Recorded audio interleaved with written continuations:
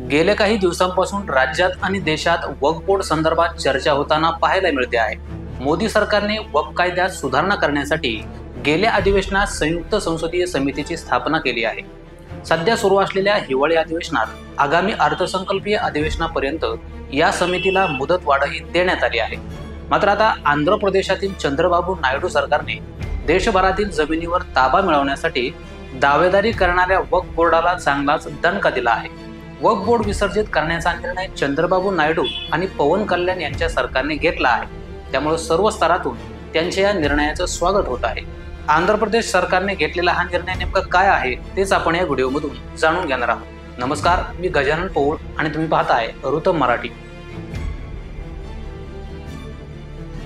खरं तर देशभरात वक्फ बोर्ड आणि त्यांच्याकडील प्रचंड प्रमाणात असलेल्या जमिनीचा मुद्दा चर्चेत असतानाच केंद्रातील एनडीएचा घटक पक्ष असलेल्या नायडू सरकारने घेतलेला हा खूप महत्त्वाचा आणि मोठा निर्णय मानला जातोय। मागच्या शनिवारी म्हणजे 30 नोव्हेंबरलाच हा शासन आदेश जारी करण्यात आला असून 2023 पासून हे बोर्ड निष्क्रिय असल्यामुळे हा निर्णय घेण्यात आल्याचं आदेशात नमूद करण्यात आलंय। असंही सांगण्यात येत आहे की नवीन प्रक्रियेअंतर्गत सरकार आता राज्य वक्फ बोर्डाची पुनर्रचना करणार आहे, ज्यामध्ये कायदेशीर आणि प्रशासकीय बाबी विचारात घेतल्या जातील। त्याचबरोबर नवीन मंडळ स्थापन होईपर्यंत राज्य सरकार वक्फ मालमत्तांचं संरक्षण आणि व्यवस्थापनासाठी तात्पुरती व्यवस्था करू शकते असं बोललं जातं। 2024 मध्ये केंद्रात भाजपला एकट्या बळावर बहुमत न मिळाल्यामुळे त्यांना चंद्रबाबू नायडू आणि नितीश कुमार यांच्या कुबड्यांची गरज पडली अशी संभावना इंडी आघाडीच्या नेत्यांनी निकालानंतर केली होती। मोदी सरकार आता कमकुवत झाला आहे अशी टीका त्यांच्यावर केली गेली। मोदी आता कोणतेही मोठे निर्णय घेऊ शकणार नाहीत असं म्हटलं गेलं आणि असे निर्णय घेतले तर चंद्रबाबू नायडू आणि नितीश कुमार त्यांचा पाठिंबा काढून घेतील आणि सरकार कोसळेल असे मोठमोठे राजकीय पंडित सांगत होते। मात्र चंद्रबाबू नायडू यांनी काल वक्फ बोर्डाचा घेतलेला निर्णय पाहून सगळेच चक्रावून गेले आहेत। जे चंद्रबाबू वक्फ बोर्डाचा विषय मोदी सरकारने आणला तर पाठिंबा काढून घेतील असं विरोधकांना वाटत होतं, त्याच चंद्रबाबूंनी देशात प्रथम वक्फ बोर्डाला धक्का लावल्यामुळं भल्या भल्यांचे डोळे पांढरे व्हायची वेळ आली। आता वक्फ बोर्डाविषयी थोडीशी माहिती घेऊया। वक्फ हा अरबी शब्द आहे। 1954च्या वक्फ कायद्यानुसार वक्फ म्हणजे धार्मिक आणि धर्मदाय हेतूंसाठी अल्लाहच्या नावावर समर्पित केलेली मालमत्ता।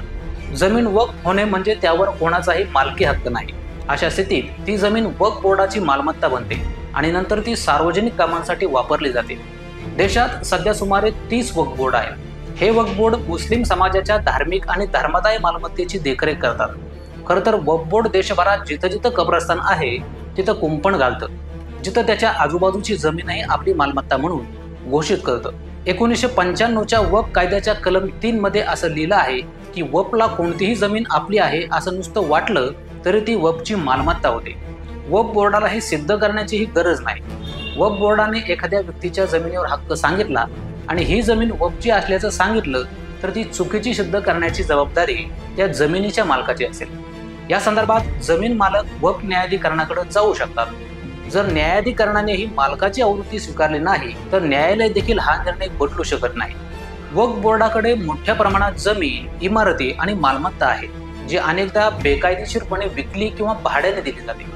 आता अनेकांना वाटेल की या बोर्डाच्या आडून अशी अनधिकृत कृत्य घडत असतील तर सरकार हे बोर्ड बंद का करत नाही।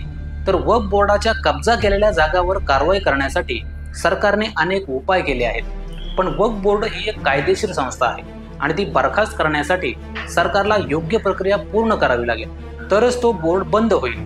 या बोर्डाच्या स्थापनेविषयी बोलायचं झालं तर केंद्रात काँग्रेसची सत्ता असताना याची स्थापना झाली होती। अल्पसंख्याकांना खुश करण्यासाठी आणि राजकीय स्वार्थापोटी काँग्रेसने हा चुकीचा निर्णय घेतला असल्याची टीका त्यांच्यावर झाली होती आणि आजही होत आहे, कारण या बोर्डाच्या माध्यमातून जमिनी बळकावण्याची उदाहरणं आजही समोर येताना दिसत आहेत। निरंकुशपणे एखादा बोर्ड देशातल्या जमिनी बळकावत असेल तर त्यावर शासनाचा अंकुश असायला हवा अशी मागणी जोर धरत होती। त्याच पार्श्वभूमीवर केंद्र सरकारने वक्फ बोर्ड मालमत्ता सुधारणा विधेयक संसदेत आणला आहे, पण त्यावर बराच गदारोळ झाल्याने सरकारने ते जगदंबिका पाल यांच्या नेतृत्वाखाली संसदेच्या संयुक्त समितीकडे पाठवलं आहे। संसदेत जर हे दुरुस्ती विधेयक मंजूर झालं तर वक्फ बोर्डाचे अनियंत्रित अधिकार कमी होतील। त्याचबरोबर पडताळणीशिवाय कोणत्याही मालमत्तेचा ताबा बोर्ड जाहीर करू शकणार नाही। तर आंध्र प्रदेश सरकारच्या या निर्णयाबद्दल तुम्हाला काय वाटतं ते कमेंट करून जरूर सांगा आणि असेच नवनवीन व्हिडिओज पाहण्यासाठी ऋतम मराठी न्यूजला सबस्क्राईब करा।